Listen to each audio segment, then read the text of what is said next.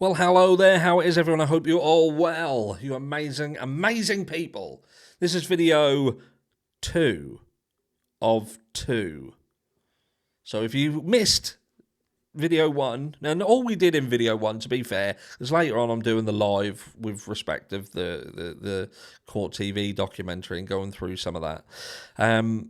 But we looked at some comments from people who have obviously watched the Court TV, and I was quite surprised actually. There's still a lot of people who have a bee in the bonnet over specific things like the DNA, but there's still a lot of people who seemingly there's questions. They're raising questions, and I spoke about this, what I'm going to talk about here now, a few days ago, and it was the frat boy theory. Because, look, at the end of the day, Bryan Kohberger's been accused. He's been accused. And what I'm trying to get through to people, what they don't seem to fully understand or appreciate, is that part of when you're going through a case like this and you're watching it and you're watching the videos and you're watching media, you're watching Court TV, you're watching News Nation, you're listening to the likes of Jennifer Coffin-Dodger, for instance, you are being conditioned while you watch this. You're being conditioned much like the jury is in a courtroom. That is the entire point of a court hearing. When you go to trial, it is about the prosecution showing people evidence, showing people what they have, and conditioning them to see this evidence in a specific manner, in a specific light, and coming to a specific conclusion. And it's how well they do that as to whether they get the outcome they want. But that's what this entire situation is all about. Whoever you're talking to, it's like me, I'm trying to condition you to have more of an open mind, to understand that when somebody says, oh, the murderer who killed these kids drove a white Hyundai Elantra, and lo and behold, what car does Bryan Kohberger drive? He drives a white Hyundai Elantra. So I'll say to you, don't think of it like that. Think of it like this. Bryan Kohberger drives a white Hyundai Elantra. They believe Bryan Kohberger is the killer.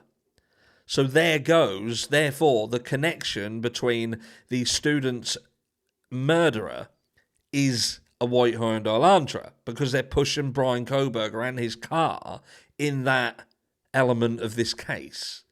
So it's not that the killer has a white Hyundai Elantra and Bryan Kohberger also has a white Hyundai Elantra. It's that Bryan Kohberger is being pushed as the killer and he drives a white Hyundai Elantra. So there's no coincidence there. And with respect of, like, they will turn around and say, these murders happened at X time, at a specific time, between, say, 4:12 and 4:18, that kind of time frame, because the phone activity of Xana Kernodle and the car being seen driving off at pace at around 4:20 would leave a window of approximately 8 minutes. So people will think, well, this is a window with which this crime happened. I will tell you, hold on a second, be open-minded. What confirms or clarifies that this crime happened at that specific time? Two things. Or, in effect, one thing. Well, yeah, two things. That is the phone, the DoorDash order, if you like. We don't 100% know what time specifically the DoorDash order was placed, but we know there was a DoorDash order. And I'm going to come back to this because I need to raise a point. The DoorDash order raised at a specific time, delivered at around 4 a.m., and you've got Xana Kernodle apparently on TikTok at around 4:12. I'm trying to remember off the top of my head. So you've then got an eyewitness that places a person in the house at a specific time, and then phone activity that law enforcement have utilised to form this time frame. So I'll say to you, consider this. Isn't it convenient that this entire time frame, when this crime happened, has been purely controlled by the inner circle? And what I mean by that is the two people who failed to notify 911 after this crime are the very people who have dictated exactly when this crime happened. Exactly when this crime happened. And make no bones about it, they have. Because Kathy Mabbott, the coroner, had actually placed this crime that happened earlier. She said it happened earlier. And when you pair that there was apparently an argument between Ethan and David Loach, and they had to leave the party, they got home at around 1:45 too, is that correct? Let me know if I'm wrong. Around that sort of time. And then we've got this situation that would say Brian Kohberger must have known what was going on in this house. He must have known. He's not just going to turn over at this house and walk in there risking there being 20 awake people in there. Hello? Who the fuck are you? Do you know what I mean? That ain't going to happen. Anyway, I digress. But they have controlled this. And I'll put it to you this. The version of events surrounding Brian Kohberger and the eyewitness, again, I've said this in the past, James Fry stated there wasn't a witness. He specifically said that these girls were not witnesses. But then later on down the track, when it suits them, all of a sudden they're a witness because it ties someone to this property at a certain time. So these are the things that people are ignoring. Kathy Mabbott, earlier on, stating that these murders happened earlier. She's a coroner, and she stated they happened earlier. You've ignored that. She's also given statements, thumbs up, look. She's given statements that would suggest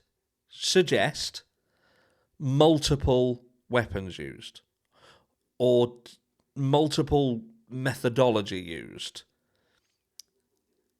And I'm trying not to be so graphic, but that's what she's saying. You've got Steve Gonsalves, who was stating that they didn't have to go upstairs, which kind of points towards, so what are you saying then? Xana and Ethan were first? Are you saying they were first? Did you hear about the fight earlier on that night? So you're kind of making your own conclusion that this was someone who had retaliated over this fight. That's what your thought process was. You're also ignoring that Brian Kohberger was should have been smarter than someone who would have driven his own car, driven around, and then gone and committed this crime and left a knife sheath behind, turned his phone off, so on and so forth. You're ignoring the fact that this guy should have been smarter than that. You're ignoring the fact that there was no call for 8 hours. You're ignoring it because it doesn't make sense. It doesn't make sense that this happened and it took this long to call 911.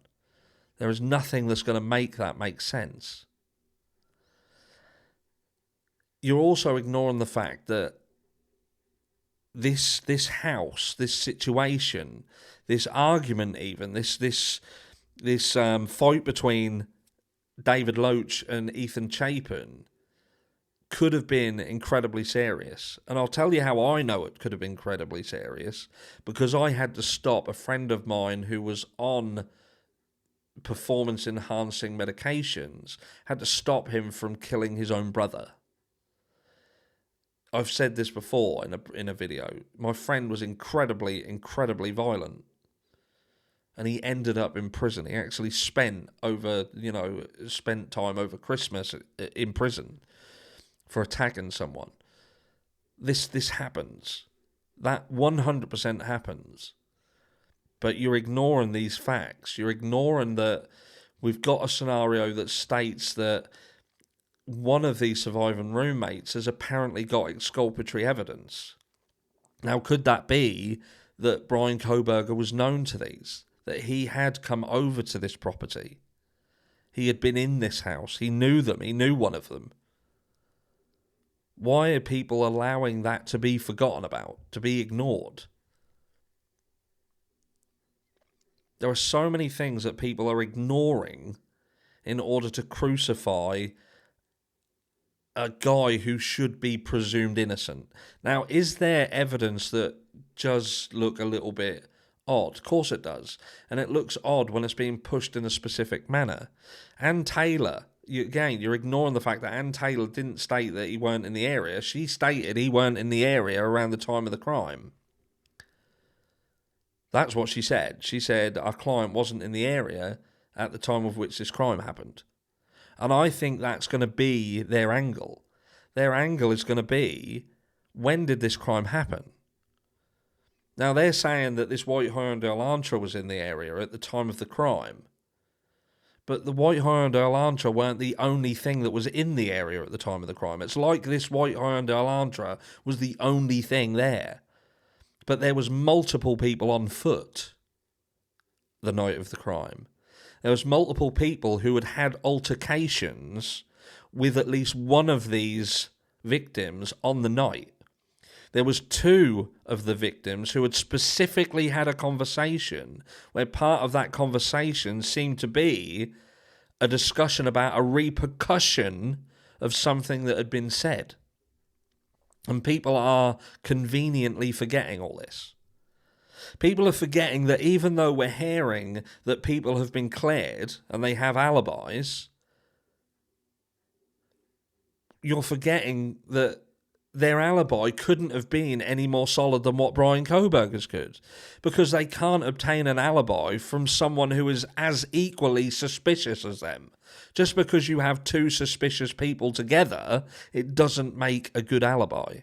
Oh, we know he was cleared because his phone pinged at home, showing that he was at home. He couldn't have possibly been at 1122 King Road. And again, I'm not pointing the finger, but Jack Showalter, for instance, say his alibi was, well, we know he was in bed because we've checked his phone records and his phone checks out it was at this address. What if he left his phone at home? Hence why when the phone was being called by the girls, it just kept ringing and ringing and ringing and ringing and ringing because he wasn't with his fucking phone. But people ignore shit like that. Why were the girls ringing him at that time?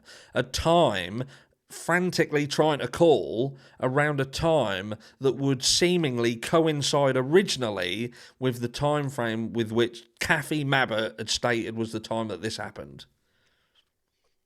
Steve Gonsalves had apparently said that there was an earlier call to 911 earlier that night. Now, I've listened to that and I seem to see it differently, whether I've missed something, but it seems like he has said that there wasn't an earlier call to 911, so they didn't feel threatened. That was how I read it. But people are adamant that there's this earlier call to 911, and people have even drawn up and pulled up records that there was reports earlier on in that night that would seemingly coincide with this earlier time frame. But people are ignoring everything. They're ignoring all of this stuff. And they're only looking at one side of the argument. Put down below both sides of the camp. Again, I ask again, some facts in this case that you feel are being ignored for both of your arguments. If you're Brian Koberger's innocent or Brian Koberger's guilty, put down below what you feel the other camp is not taken into consideration. I'll catch you all later in the live.